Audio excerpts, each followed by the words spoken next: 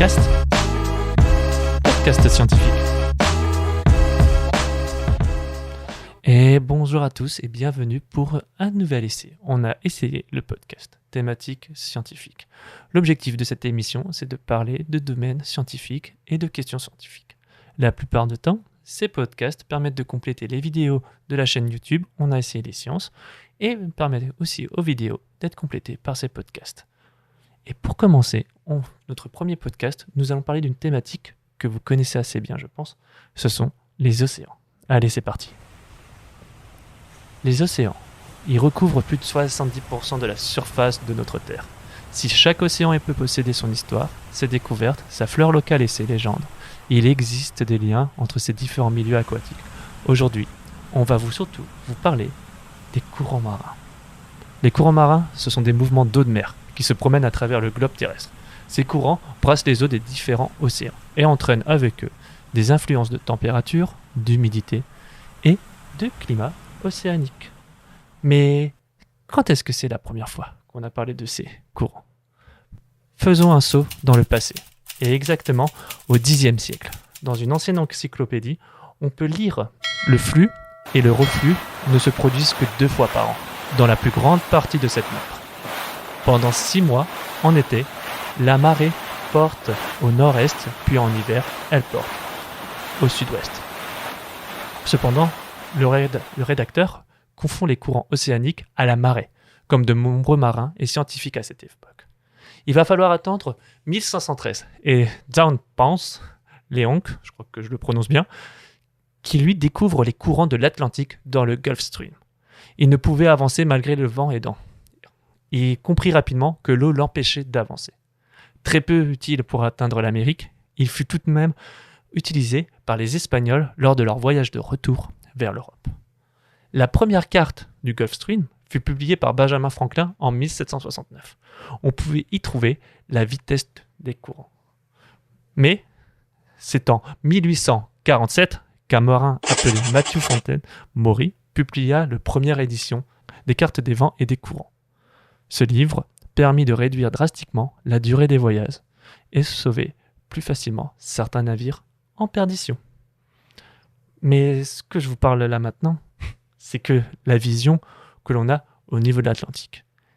Tournons de l'autre côté du globe, et plus spécifiquement dans le Pacifique, dans l'archipel Pacifique et les îles de Polynésie. En effet, certains peuples connaissent ces courants et les ont représentés depuis bien plus longtemps que ça. Les peuples, en fait, vivaient à travers la mer, appelés plus océaniens que terriens, car leur conception du territoire était beaucoup plus centrée autour de l'océan.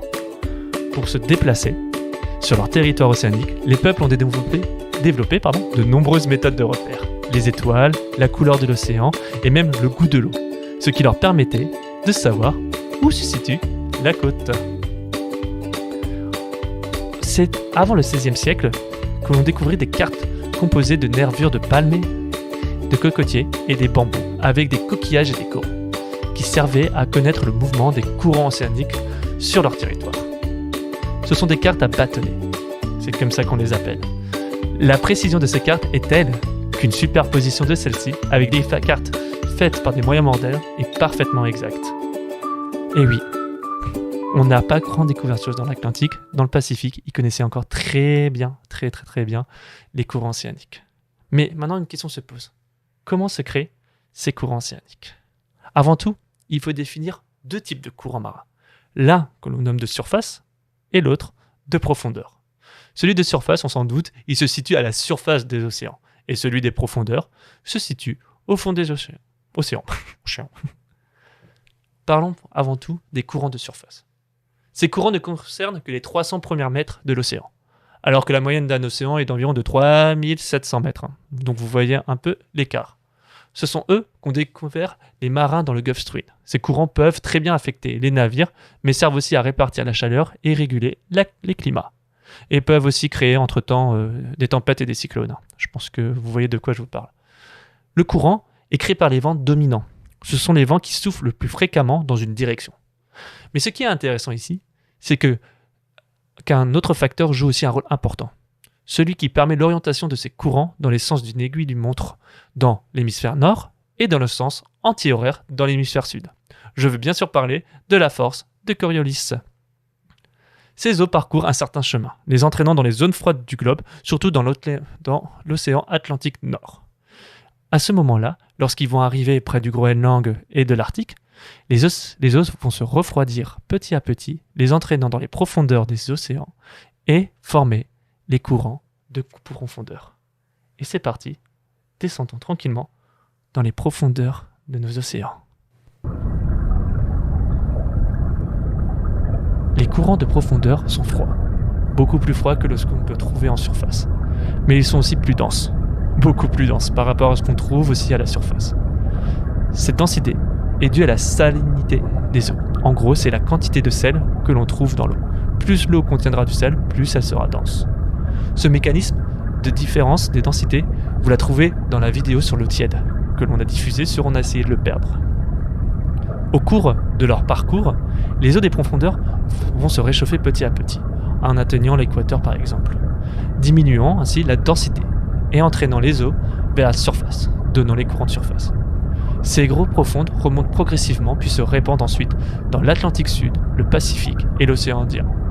On obtient ainsi, lorsqu'on lie les deux, les courants de surface et les courants de profondeur, un lien entre les différents courants, une boucle de circulation. C'est ce qu'on appelle la circulation thermohaline. On peut même estimer qu'une goutte d'eau effectue une boucle complète en 1 millier d'années environ. Maintenant, une petite question se pose quand même. Vous vous rappelez ? Je vous ai parlé de la force de Coriolis.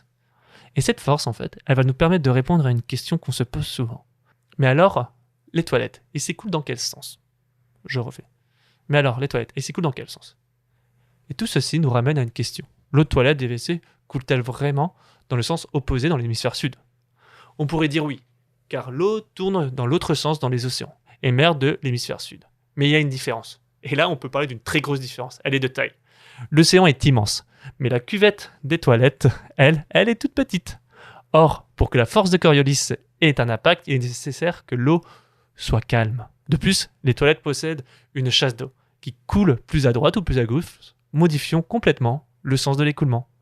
Donc hélas, je suis désolé de vous le dire, mais non, l'eau ne s'écoule pas dans le sens inverse, dans l'hémisphère sud.